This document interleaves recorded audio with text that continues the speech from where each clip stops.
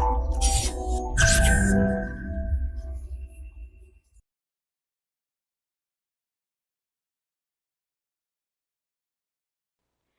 दोस्तों, this is Vishakha Daga coming up with next round of new simplified. Now birth या death का registration और उसका सर्टिफिकेट होना बहुत ज़रूरी है। वो तब पता चलता है जब आप अपने सर्टिफिकेट बनवाने जाते हैं, जैसे डोमिसाइल सर्टिफिकेट हो, ड्राइविंग लाइसेंस हो या कोई और सर्टिफिकेट हो। नाउ, और अब तक आपको शायद इसका प्रोसेस भी नहीं पता था, बट आज हम उसके बारे में डिस्कस करेंगे because the government of India is proposing changes into the entire process where you can register the your birth and death certificate. कहाँ रजिस्टर कर सकते हैं, कैसे होता है, उसके बारे में हम थोड़ा जानेंगे। चलिए बढ़ते हैं आगे इस न्यूज़ के बारे में एक एक करके। सबसे पहले जान लेते हैं हम कि क्या डिस्कस करेंगे।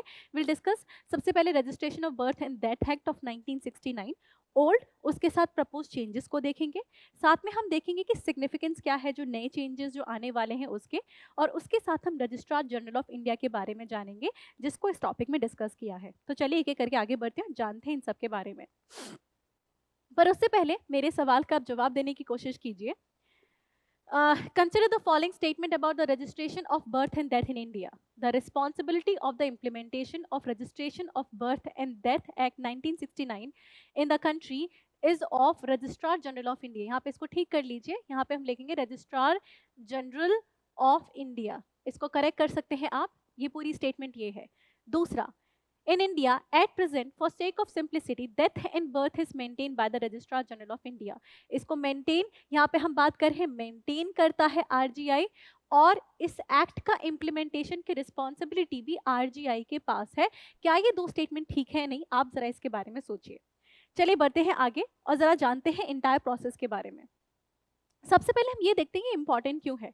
ये इतना इंपॉर्टेंट है कि मौर्यन पीरियड से हम इसके बारे में रजिस्ट्रेशन करते आ रहे थे, कि हम पॉपुलेशन के नंबर के बारे में जानते आ रहे थे। और आप कौटिल्य के बारे में जब आप पढ़ते हैं तो आप देखते हैं कि उसने जो इंटायर एडमिनिस्ट्रेटिव मशीनरी रखी थी उसमें इस चीज़ का खासा ध्यान रखा था कि they were keeping record of the population in India. Why is that important?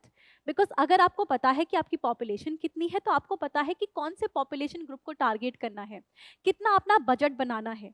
So from budgeting to implementing all your public service delivery provisions, it is very important to know आपके number of population कितना है। साथ में और statistics जैसे maternal mortality rate, infant mortality rate, आप ये सब जब मेजर करने जाते हैं तो आप मेजर नहीं कर सकते without measuring the population. Next is, और इंपॉर्टेंट क्या हो जाते, तो ये तो थी गवर्नमेंट के लिए इंपॉर्टेंट जानना। साथ में हम जानने की कोशिश करते हैं कि सिटीजन के लिए क्यों इंपॉर्टेंट है।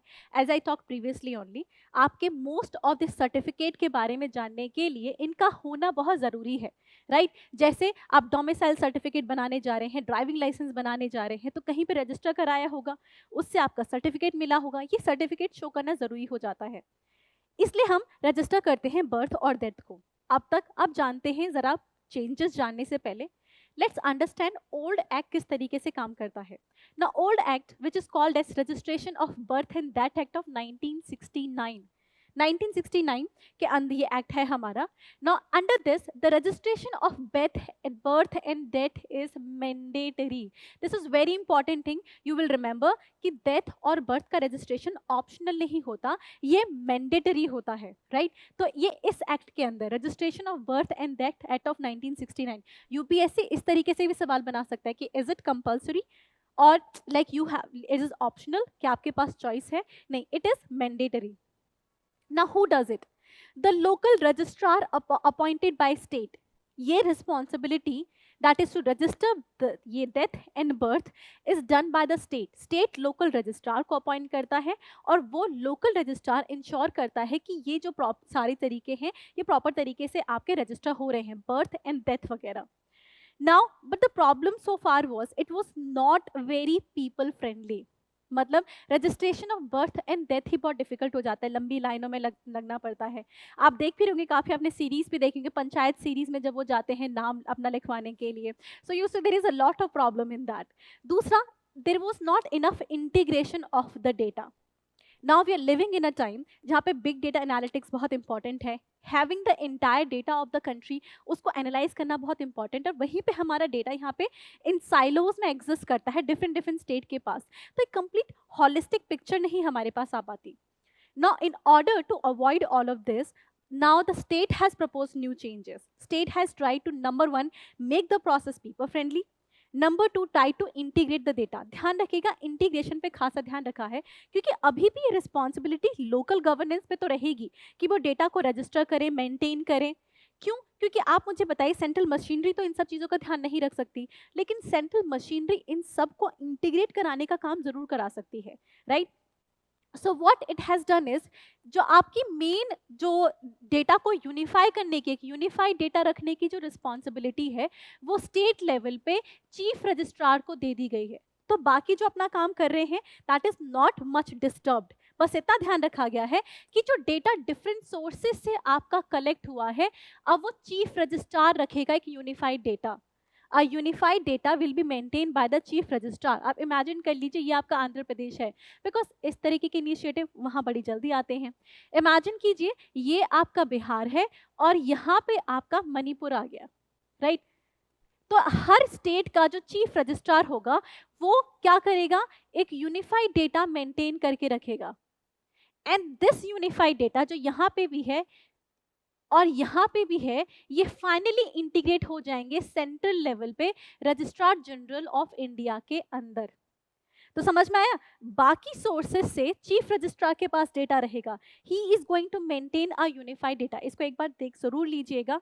ही is going to maintain the chief registrar is going to maintain the unified data. फिर यहाँ पे रजिस्ट्रार जनरल ऑफ इंडिया होगा, वो यूनिफाइड डेटा, जो डेटा को क्या करेगा, integrate with the data of RGI. यहीं पे ये data registrar general of India के डेटा के साथ इंटीग्रेट हो जाएगा और आरजीआई के पास एक यूनिफाइड डेटा बेस होगा. एक चीज और, आपने चीफ रजिस्ट्रार के बारे में देख लिया, रजिस्ट्रार जनरल ऑफ इंडिया के बारे में देख लिया. यहाँ पे स्पेशल सब रजिस्ट्रार्स भी होते हैं जो कि डिजास्टर के टाइम पे ऑन स्पॉट रजिस्टर करेंगे डेथ को या बर्थ को. उस समय जो भी होता है उसको ऑन स्पॉट रजिस्टर करने की जिम्मेदारी, बिकॉज उस समय स्टेट मशीनरी एफिशिएंटली काम नहीं कर पाती, मे बी ऑफिसेस बंद हो. आप इमेजिन कीजिए, मुंबई में आ गई बाढ़.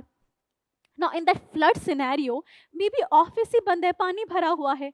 Now in this case special registrar होगा जो कि अवेलेबल होगा लोगों के लिए ना, online offline, and on spot registration की जिम्मेदारी उसकी होगी. तो डिजास्टर का भी प्रोविजन इसमें ध्यान रखा गया है. Now that is why these changes are very significant. पहला तो ये इसने इंटीग्रेशन कर दिया सारे डेटा का, जिससे कि पब्लिक सर्विस डिलीवरी बहुत आसान हो जाएंगी. ओवरऑल सारा प्रोसेस कस्टमर फ्रेंडली हो जाएगा. वेरियस काइंड ऑफ जो आपको सर्टिफिकेट चाहिए होते हैं वो आसानी से मिलने लगेंगे, जैसे आधार कार्ड है, राशन कार्ड है, ड्राइविंग लाइसेंस है, इवन योर पासपोर्ट. इन सब के लिए आपको ज़रूरत होती है, अब ये आसानी से आप क्या करा सकते हैं, आपको उपलब्ध हो जाएंगे. इसमें चैलेंजेस क्या है, this is been seen as कि वैसे तो इतना बड़ा चैलेंज इस बार नहीं क्रिएट हुआ, but this will also consider as one of the step to implement the NPR and NRC. And NRC is already create a lot of challenges for the country, कहाँ पे बहुत ज़्यादा स्केप्टिसिज्म क्रिएट हो चुका है. So that is something to look forward. I hope इससे इतनी ज़्यादा प्रॉब्लम ना क्रिएट हो. वापस आते हैं हमारे टॉपिक पे, सिग्निफिकेंस के बाद, that is registrar general of India. उसके बारे में आज हम डिस्कस करेंगे. Now, registrar general of India is an office जो कि 1961 में क्रिएट हुई थी under ministry of home affairs. अच्छा ध्यान रखिएगा, उससे पहले भी थी, ये एडहॉक लेवल पे काम कर रही थी. उसके बाद इसको स्टैट्यूटरी स्टेटस मिल चुका था. So this is a statutory body. इसको बाद में मिला है स्टैट्यूटरी स्टेटस, ये आप ध्यान रखिएगा. Registrar general of India is a statutory body और इसका पूरा नाम है registrar general and census commissioner of India. इसका काम क्या होता है, इसका काम होता है डेमोग्राफिक सर्वे कंट्री का लेना, जैसे पॉपुलेशन कितनी है या फिर और कोई डेटा, बर्थ एंड डेथ वगैरह. इनफैक्ट जैसे इसमें हम मानते हैं कि ओवरऑल सेंसस तो कलेक्ट करती है, लिंग्विस्टिक सर्वे ऑफ इंडिया भी करती है. सो एक डेसिनल आपका सर्वे होती है, 10 साल में हर बार होता है. ये करने की जिम्मेदारी आपकी रजिस्ट्रार जनरल ऑफ इंडिया की ही है. साथ में इसकी जिम्मेदारी है implementation of the registration of birth and death act of 1969.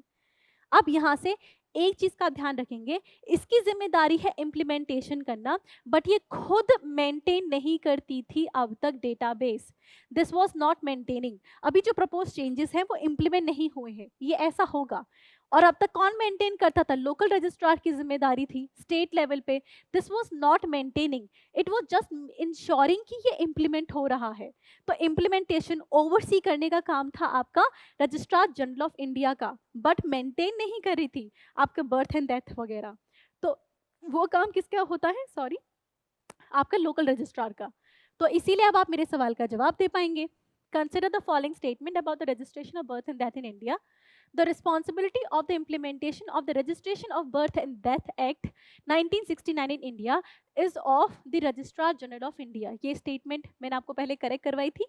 Now this statement is true. Second, in India at present, for sake of simplicity, death and birth is maintained by the Registrar General of India. Now it is not maintained by the Registrar General of India. Local registrars maintain करते हैं.